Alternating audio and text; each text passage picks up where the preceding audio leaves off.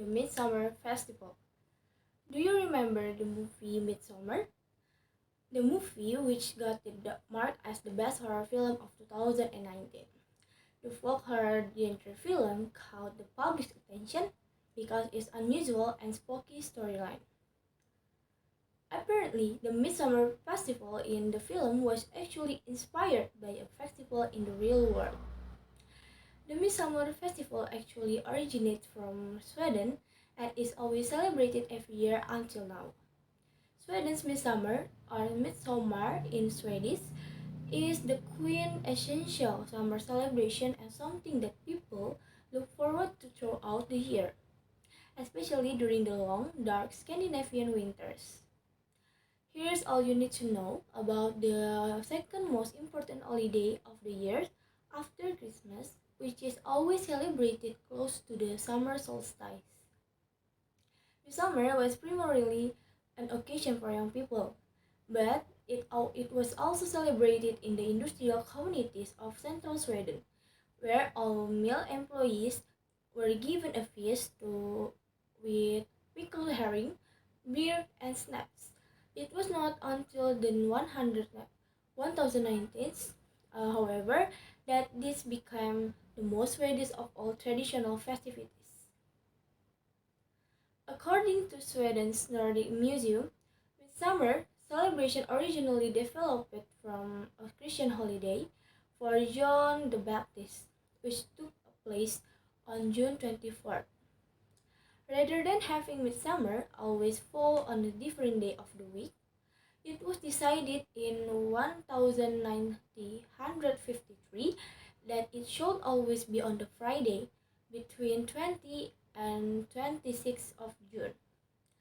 So, Midsummer itself wasn't celebrated in pagan, pre-Christian times. It's likely there were other ceremonies and celebrations dedicated to the summer solstice. The iconic Mr. Masta or Maypole, which is at the center of the festivities, actually originated in Germany, most likely in the late 17th or early 18th century. People might tell you is a phallic symbol and that the holiday was originally meant to celebrate fertility. But there is no evidence that this was the case, although it makes for a better story. The midsummer celebrations usually start around noon, when friends and family gather in the nearest park or archipelago to enjoy a small picnic. The Midsummer Festival is filled with activities to decorate and raise a pillar that symbolizes fertility and is known as my pole or my stone. So the first activity is dance and sing around the pole. The maypole stands tall in the middle of the park and the festivities begin. It is customary to dance around the pole, and sometimes the first dance is done by a troop wearing traditional dress before everyone else is invited to join in.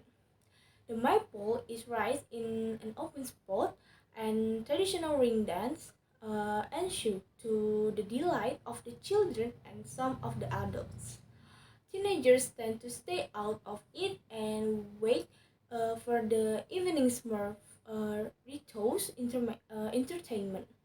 Make sure to take part in the Smagrodorma or the Little Frogs dance. When people jump around the pole pretending to be frogs, it has to be experienced to be believed. The second activity is leisurely lunch. Later in the afternoon, it's time for a long leisurely lunch.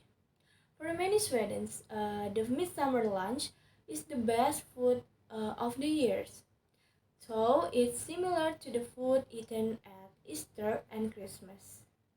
Must have gravy flakes or salmon, new potatoes with dill, sour cream and cheese, and of course seal or pickled herring. Seal is traditionally eaten on Swedish holiday, and there are usually a few different varieties with many Swedes making their own versions rather than buying it. Other favorites include Skagenrora, a tasty mix of prawns, mayonnaise, cream fraiche, lemon and dill, and Fratze Bottenpatch, a cheese creature. The third activity is night activities.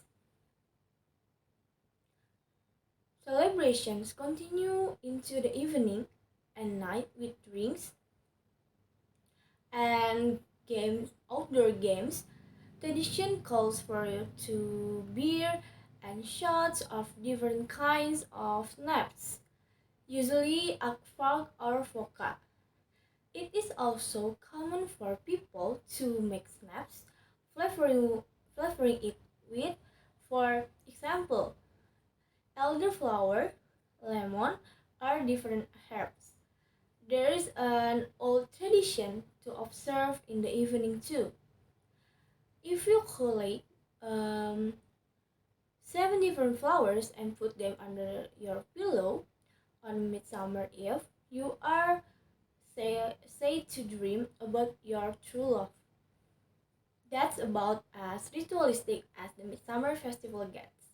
If you get a chance to experience Midsummer in one of Sweden's archipelagos, in Göteborg on Blekinge, for example, you will truly get a taste of the best of Swedish summer. However, you can celebrate the holiday just as well in the city in Stockholm, Skansen, the world's oldest open-air museum, hosts a three-day midsummer celebration, and many Swedish cities have events in city parks. Wherever you are in Sweden during holiday weekend, there is sure to be a celebration close to you that goes from midday and far into the long, light summer night.